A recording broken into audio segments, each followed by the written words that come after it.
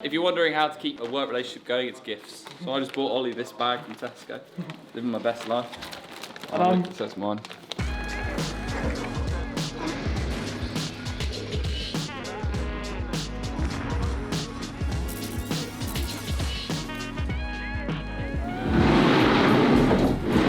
So Perspective started about 4 years ago, and when I came here there were so many people.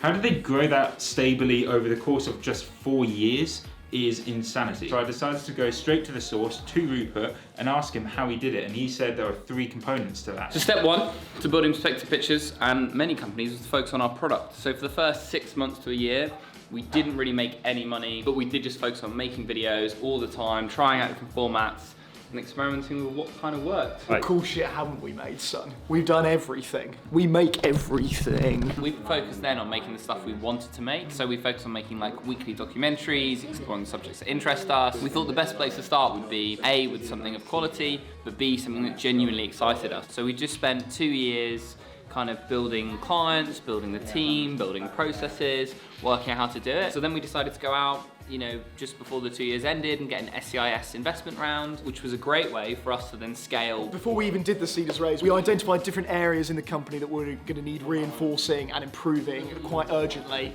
and we focused, I think it was on 3 roles first of all, and some of the Seeders raise was going to go straight towards hiring and making sure we're recruiting the best people to fill in these gaps. Ben, you joined around the time of the first Seeders campaign. I joined because of the success of the Seeders campaign. They're terrible, I wish the Seeders campaign never happened. No, it's great. I wanted a job and they were like, we'll give you a job as long as we can raise the money to give you a job. Go do your job. I'm going to do my job.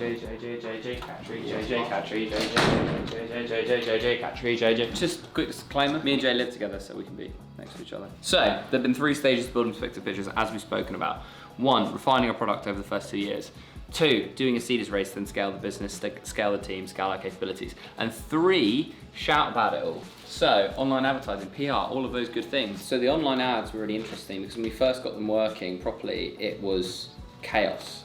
Because suddenly we had a load of business, we tripled our revenue pretty much overnight, and that was actually really difficult to handle because structurally we weren't quite built for that. So there was a really stressful couple months of adapting to that, and then quite quickly we kind of managed to get into the swing of it, and we worked out what we needed to scale and what we needed to push that where to kind of improve the online stuff, and then what that meant for the business here and, you know, in the office and the guys making everything and that sort of stuff. It was quite stressful because I was already working on like a few big projects and whatnot whilst that was going on, and there was just a lot going on, a lot of different styles of video were happening, and so we refined our skills over time to kind of make the whole process quicker. I think the whole team kind of refelt that. Yeah, exactly. So if something came through, it was a good project, we wouldn't really want to say no to that client because, you know, we're forever trying to grow. You know, there was elements where I think we said yes quite, you know, too often, and then it was a sort of good problem to have. I was just about to say, it sounds like a really nice problem to have. Exactly, you say no, it's so hard, it's like, oh, you know what, actually, I wouldn't mind that problem. Yeah. For me, I think it was fantastic to have that experience of scaling that rapidly, you know, overnight, and having to deal with that and what the implications that had. I'm sure there's still going to be problems, I'm sure it's still going to be stressful, but I'm going to be much better at dealing with that, you know, as it comes. So I think that in general, a lot of this stuff can be difficult to deal with, but it's just in life, right? Like once you've faced something once before, doing it again is that little bit easier. Tom, how are you looking forward to the next coming months? Oh, it's going to be an exciting couple of months. We've got a lot of challenges, a lot of work to get done, a lot of new starters, you know, big dreams, big aspirations, and yeah, a lot of big steps to take, so watch this space.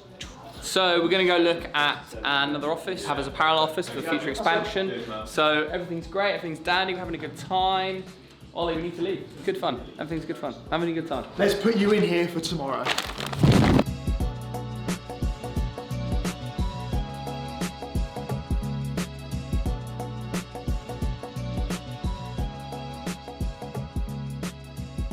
Isn't it amazing that we're closer to the T-Rex than the T-Rex was to the Velociraptor? That is amazing. That's a good fact, isn't that? Go on, tell them your squirrel fact. Squirrels can survive impact from terminal velocity. So to kill a squirrel by dropping it, you need to drop it roughly for 8,400 miles so that it can die of starvation. Because no matter, obviously when it reaches terminal velocity, it's not going to get any quicker under normal conditions. And therefore, no matter how high you drop it and how far it's going to be, it's always going to survive the impact because it's the same velocity when it hits the floor. And that velocity is not enough to kill it.